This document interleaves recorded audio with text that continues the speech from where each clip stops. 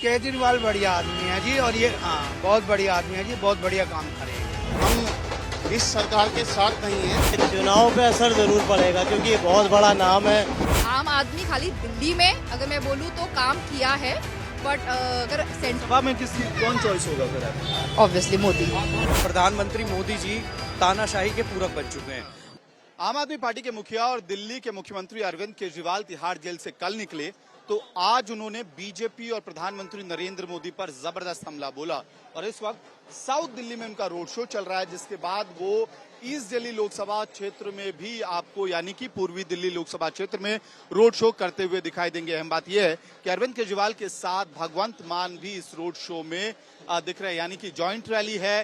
कोशिश यह है कि 21 दिनों में जितनी ताकत आम आदमी पार्टी के पास है उसका इस्तेमाल आम आदमी पार्टी के लिए किया जाए और इंडिया अलायंस के लिए किया जाए, लेकिन इसका प्रभाव लोगों पे क्या पड़ रहा है ये भी हम लोग समझते हैं। सर, आप लोग यहीं रहते हैं?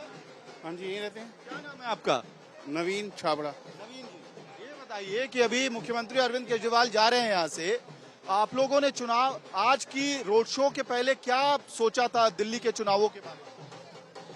हमारा डाउट तो क्लियर है कि हम नहीं हैं, हम इस सरकार के साथ नहीं हैं। आम आदमी पार्टी के साथ नहीं।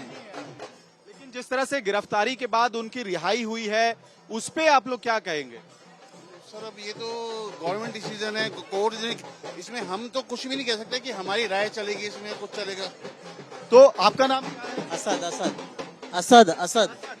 आप रिहाई हुई है, रोड शो कर रहे हैं, पहला रोड शो आपके इलाके में हो रहा है, तो चुनावों पे क्या असर पड़ता हुआ दिखाई दे रहा है? देखिए, चुनाव पे असर जरूर पड़ेगा क्योंकि ये बहुत बड़ा नाम है और उनका आना, इसने कीमती वक्त में छोड़ना, तो ये बहुत बड़ा नाम चलेगा। और उसके बाद पंजाब के सीएम का आना, इसमें ये जरूर दिखलाता है कि एक दिन का भी आराम नहीं लिया और ऊपर से आके सब जगह रैली करना, इससे ये तो फर्क है। बड़े नेता की यही पहचान होती है कि आप अपने जनता से जुड़े और आखिरी वक्त तक उनको न छोड़े। रिजल्ट जो भी हो, बट एटलीस्ट आप अपना एफर्ट तो दिखाएं। रिजल्ट जो भी हो, लड़ाई दिख रही है आपको? लड़ाई जरूर दिख रही है। अगर लड़ाई नहीं दिख रही होती तो सुप्रीम कोर्ट के भी प्रेशर नहीं बनता, वो छोड़ते नहीं। छोड़ने का मतलब यही होता है कि आपकी लड़ाई है और हर इंसान को अपनी बात कहने का हक होना चाहिए। क्या नाम है आपका? मेरा नाम मदन मोहन राजौर है, मैं राजस्थान से आऊँ। तो आप आम आदमी पार्टी के कार्यकर्ता हैं? मैं आम आदमी पार्टी का पदाधिकारी हूँ और हमने पहले दूसरे चरण में राजस्थान में प्रचार किया था, उसके बाद गुजरात में किया। ये बहुत बड़ा दिन है हमारे लिए। आज अरविंद जी पहली बार जेल से छूटने के बाद दिल्ली के लोकप्रिय विधायक, मेहरौली विधायक के यहाँ अपने दक्षिणी दिल्ली से सांसद प्रत्याशी सहीराम जी के मूवमेंट रजिस्टर करने के लिए आए थे। आपके विधायक भी हैं संजीव झा। संजीव जी, चुनाव अब तक ये दावा किया जा रहा था दिल्ली में 7-0 का है, यानी कि बीजेपी 7 सीटों पे अपना फिर से वर्चस्व बनाए रखेगी। रिहाई हुई, रोड शो कर रहे हैं, अरविंद केजरीवाल कोई समय वेस्ट करते हुए नहीं दिखाई दे रहे हैं। आप लोगों की रणनीति क्या है? इस 7-0 के कॉम्बिनेशन को कैसे बदलेंगे? देखिए, 7-0 ही रहेगा, बस आंकड़े पलट रहे हैं।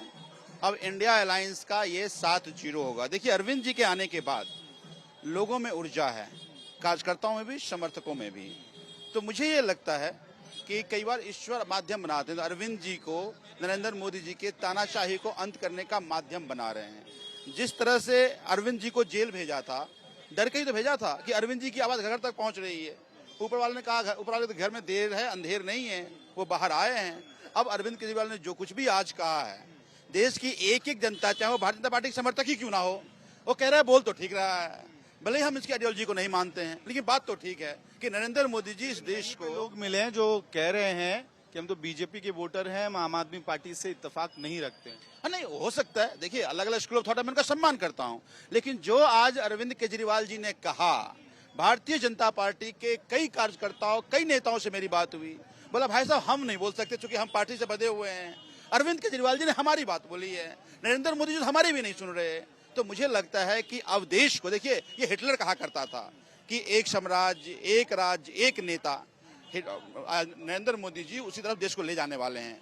तो अगर इस देश की तानाशाही को बचाना, अरविंद केजरीवाल कहते हैं कि 140 करोड़ लोगों से हम भीख मांगने आए हैं, कि 140 करोड़ लोग इस देश की तानाशाही से मुक्ति के लिए हमारे साथ आए। मुझे पूरा विश्वास है, ना केवल दिल्ली, देश की जनता खड़ी होगी। देखता हूँ जनता मानती है कि नहीं आपकी बात। तो संजीव झा थे, कह रहे थे कि देश में तानाशाही की प्रथा को रोकने के लिए अरविंद केजरीवाल आए हैं। यहाँ पे जो स्थानीय लोग हैं उनसे भी समझते हैं। क्या नाम है अम्मा आपका? इंदिरा। इंदिरा जी, आप ये बताइए, अभी मुख्यमंत्री गए हैं आपके इलाके से, चुनाव पे क्या असर पड़ता हुआ दिख रहा है? बहुत अच्छे हैं। उन्होंने 2 बंदे मेरे लिए भेजे थे, मेरी भी वो बढ़ाई जाके पेंशन।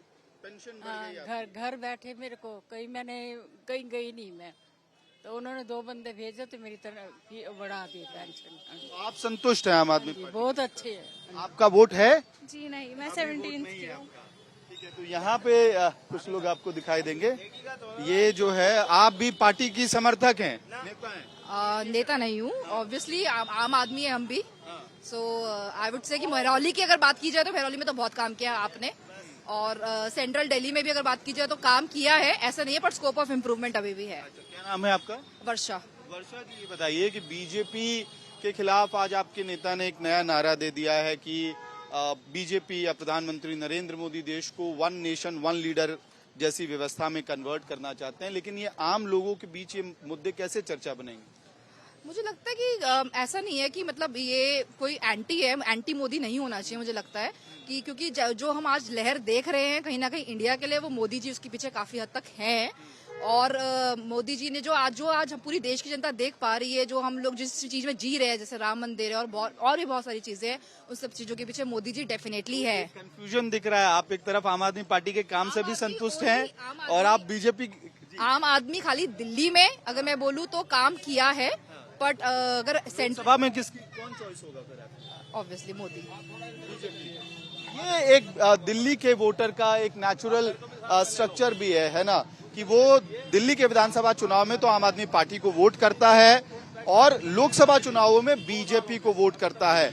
अब यही वो फर्क है, फ्लोटिंग वोट्स का फर्क है, जो आम आदमी पार्टी पाटने की कोशिश इस बार लोकसभा चुनाव में कर रही है। क्या नाम है आपका भाई? सर मेरा नाम धनंजय शर्मा है और मैं इधर से ही देवली से आया हूँ यहाँ पर अरविंद केजरीवाल जी को सपोर्ट करने के लिए।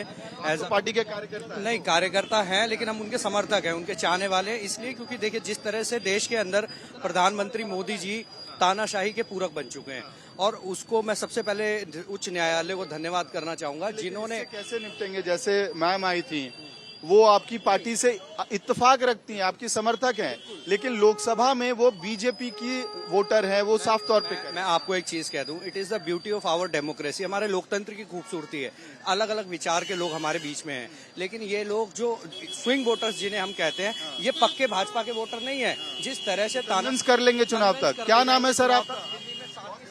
नहीं जी, मैं सुन रहा था पहले। आपका बताइए। मामचंद।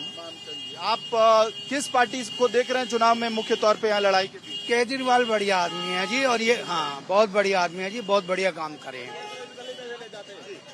अरे भाई, ये बताइए जी। अच्छा, सुन लेते हैं इनकी बात। ये बताइए, कई सारे जैसे लोग मिल रहे हैं जो विधानसभा में तो आम आदमी पार्टी को वोट करते हैं, लोकसभा में बीजेपी को वोट करते हैं, तो आपको क्या लग रहा है कि आपके पार्टी के नेता उस चीज को कैसे कन्विंस करेंगे जो वोटर है कि इस बार वो अरविंद केजरीवाल को वोट दे, उनकी पार्टी को वोट?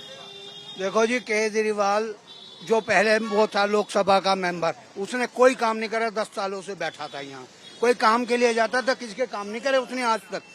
हाँ जी, वो विदोड़ी, रामवीर विदोड़ी, क्या नाम था उसका? रमेश विदोड़ी। हाँ, रमेश विदोड़ी जी। हाँ जी, वो उसने नहीं करा जी कुछ भी। हम भी गए कई दफा काम। कहाँ रहते हैं? मैं महरौली रहता हूँ और मैं पैदा यहाँ हुआ महरौली में।